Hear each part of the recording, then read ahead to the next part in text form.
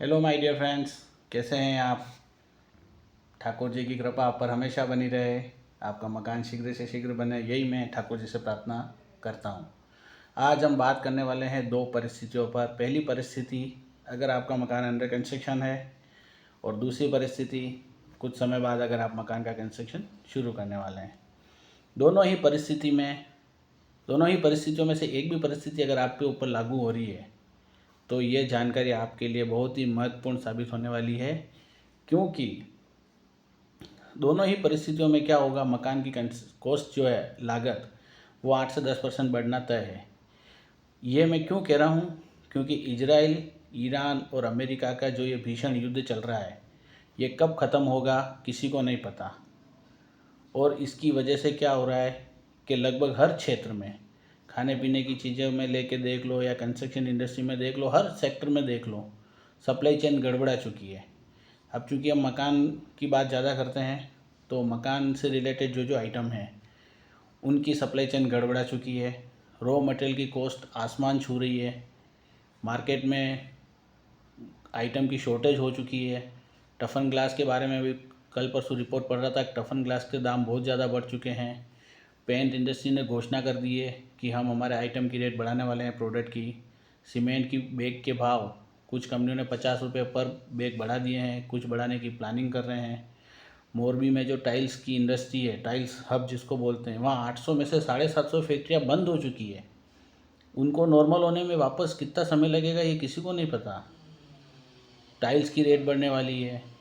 तो आप ये मान के चलिए कि आपकी जो मकान की एक जो कॉस्ट होती है, मिनिमम बता रहा हूँ, ये मिनिमम, कि मिनिमम मकान की कॉस्ट 8 से 10% बढ़ना तय है।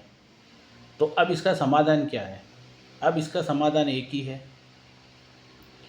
कि हम हमारा जो बजट है उसको वापस कैलकुलेट करें, रिकैलकुलेट करें, चेक करें, और मकान का कोई ऐसा काम, मकान के अंदर किया जाने वाले बहुत सारे काम होते हैं, तो कुछ काम को अगर हम होल्ड कर सकते हैं या हम सोचें कि हम इसको बाद में करें, तो हमें इस तरह का कुछ प्लान करना पड़ेगा, प्लानिंग करनी पड़ेगी, जिससे क्या होगा कि आपके मकान की कॉस्ट अननेसेसरी ज़्यादा ना बढ़े। अगर आप 8 से 10% का कॉस्ट बियर कर सकते हैं तो आप शुरू से लेके फिनिश कर दीजिए। कई लोगों के लिए 10% बहुत ज़्यादा होता है, 8 से 10% कॉस्ट कम नहीं होती है।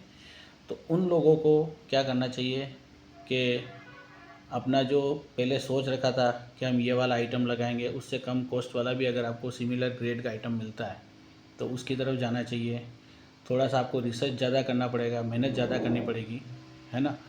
तो एक सॉल्यूशन वो है। दूसरा सॉल्यूशन ये है कि हम कुछ काम को होल्ड कर दें कुछ टाइम के लिए, क्योंकि कुछ परिस्थिति अपने हाथ में नहीं होती है। आज ये युद्ध है, ये युद्ध हुआ है, अपने हाथ में नहीं है इसको ख़त्म करना कि ये कब ख़त्म होगा। तो हम क्या कर सकते हैं, हमें उस पर फोकस करना चाहिए।